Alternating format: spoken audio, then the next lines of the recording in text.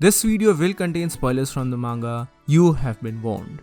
So hello and welcome to Undervisey. My name is Soham and today we are going to talk about the ending of Attack on Titan, especially in relation to the final chapter, that is chapter 139. But before that, if you're new here, then please consider subscribing to our channel since I do weekly anime and manga related content along with a bunch of other stuff. With that being said, let's begin the video. Now here in this particular video, I'm not going to talk about the entire chapter as such. That is going to be reserved for my full review of the chapter which is coming out very soon, so stay tuned for that.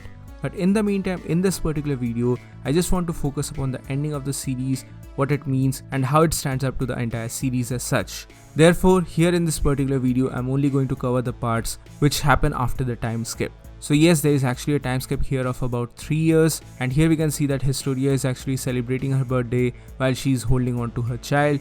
And yes, it is almost confirmed here for a fact that Eren is not actually the father of this child. It's not explicitly stated here in this chapter, but rather it can be inferred very well here. Moreover, a person is approaching from the background and it seems like this is actually the father. Basically, the Pharmakon theory has almost been proven correct here. And next we get to see the aftermath of the battle, the main battle that shake the earth and heaven. Now here in the aftermath, we can see that Paradis has lost the powers of the Titans because no Eldians can now utilize the powers of the Titans, and as such this is a very huge disadvantage for Paradis because the war is literally not over, the cycle of hatred is not over, and the entire world is one day going to definitely gang up on Paradis because of the sins that were committed by them and Eren due to the rumbling as such. And as such, here we can see that the Jaegerists are actually forming a faction, a dictatorial regime that can actually defend Paradis from the outside worlds and traitors as such. They have an entire military rank with their own flag, symbol and everything. And here the entire public is chanting Sasageo Shinzo wo Sasageo, that is basically dedicate your hearts. Moreover, they also have a motto which is directly linked to Eren Yeager himself. Of course, they had to be because they are ultimately the Jaegerists. And according to the unofficial translations, this motto reads something like, if you fight, you win. If you can't fight, you lose. Tatakae, Tatakae. And here we can almost get to see all the side characters as such, for example Hitch as well, who doesn't really seem excited about the events that are transcribing here as such. Moreover, a very interesting note here is that we can get to see the family of Reiner here, and here it is actually confirmed that Paradis has actually taken in all the subjects of Ymir.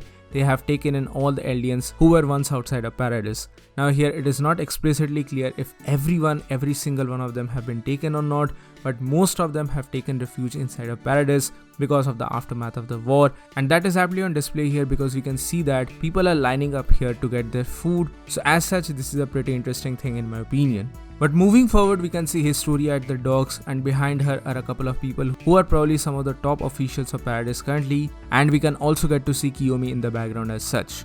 Moreover, we can see a boat that is leaving here, and this boat is actually containing all the key members of the war, from John to Connie to Reiner, Pieck, Annie and Armin as well. Basically the entire alliance as such.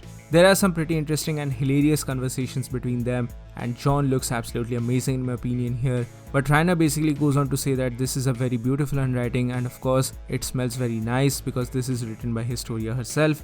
And John says that stop lusting after a married woman, and then Pieck says that what are you doing, or why are you saying about all of these things because you are styling your hair. So John says that I'm doing this for all the girls who are going to read the history books as such. And to this Reiner says that what do you mean history books, don't you mean horse encyclopedia as such. This is a very lame conversation that the people are having here, but this is a chill conversation, and it's kind of nice to see that they are finally at peace here as such, even though this is not a final one, because they are actually going forward to have negotiations with the world, because even though the war is finally over, but the troubles for Paradis are not over yet, because one day or the other the world is going to try to take down Paradis for the sins that they have committed. And this is something which even Historia agrees with. She says that Eldia or the world, one must disappear for the other to live, because unfortunately the cycle of hatred is not down yet, and she believes that Eren did not do anything wrong, and nobody can say that for sure because he left the world up to them, he left the world up to her, and now this is the part that she chooses because she believed in Eren, and because of him they can live now. So basically Historia is not a Jaegerist as such, but she does believe in the power of Jaeger, and it kind of feels like a Deus Ex Machina in my opinion. I'm already going to talk about the entire situation surrounding Eren in a separate video, so stay tuned for that as well.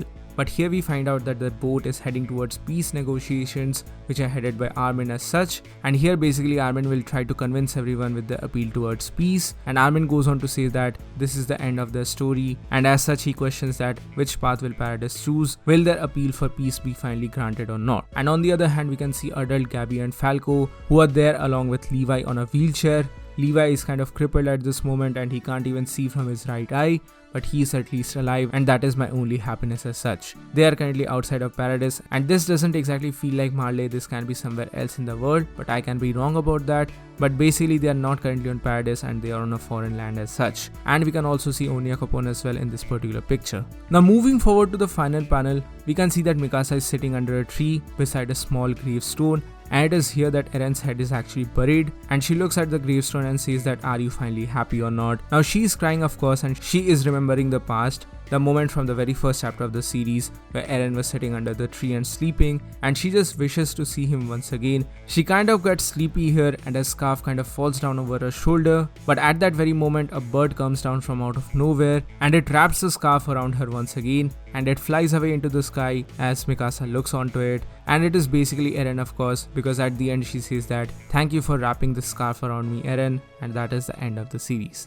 That is the ending of the Attack on Titan manga. Also, this particular panel of a bird flying away after tying the scarf of Mikasa was kind of foretold to us in the very first ending of the Attack on Titan anime way back in 2013.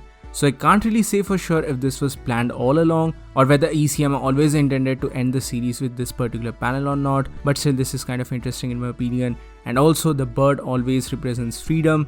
This has been a recurring aspect of the series, and birds in real life also represent freedom. This is a pretty common trope which is applied here, but it also has kind of a double meaning in my opinion, especially after revisiting the character of Eren in this particular chapter.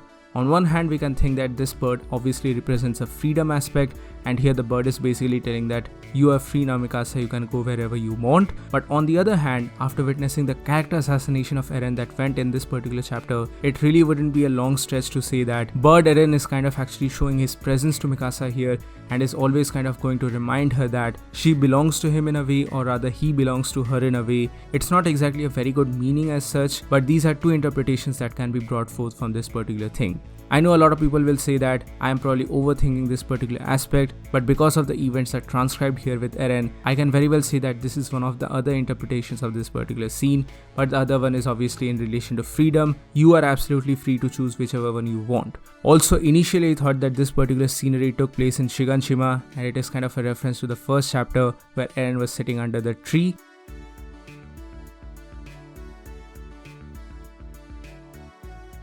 So what do you guys think about all of this thing? Please do mention your thoughts in the comment section below. Are you happy? Are you sad? Or what is exactly your feeling about all of these things? Please do let me know in the comment section below. So that's it for today guys. Thank you so much for watching. Please give this video a thumbs up if you like it, share it with your friends and subscribe to our channel for more. Also, please do join the channel membership for some very cool perks and features. With that being said, this is WonderYZ and I'll see you soon in the next one.